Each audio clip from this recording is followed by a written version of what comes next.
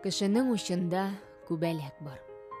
Теле икән кысып үтерә, теле икән иреккә очырта. Бик еш без хаталы карарлар кабул итәбез, көч сынашабыз. Шул ук көч дөньяда тынычлык, гаделлек урнаштыра алыр иде. Һәркемнең сайлау мөмкинлеге бар.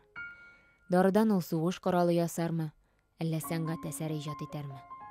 Шотландия рәссамы Дина Майккенс икенчесен сайлый.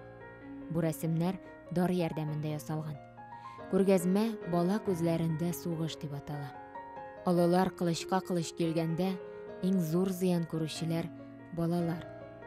Рәсемнәргә игътибар белән карасагыз, һәрберсендә бала шәүләсен танырга мөмкин.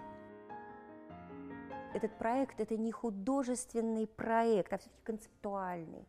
Мы должны почувствовать гарь, уходящий... Бу күргәзмә сәнгати проект түгел, ул концептуаль проект. Без шушы көйекнең исен сизергә, янганны, төтенне күрергә тиеш. Һәм шул төтен арасында балалар. Алар инде күккә юлалган фәрештәләр кебек.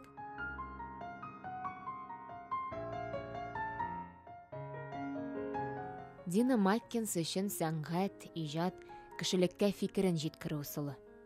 Аны мондай әсәрләр ясауга бүгенге җәмгыять үзе этәрә. Ул сугышка каршы чыга. Гәрчә каршы сүзе аңа туры килми. Ул тынычлык яклап.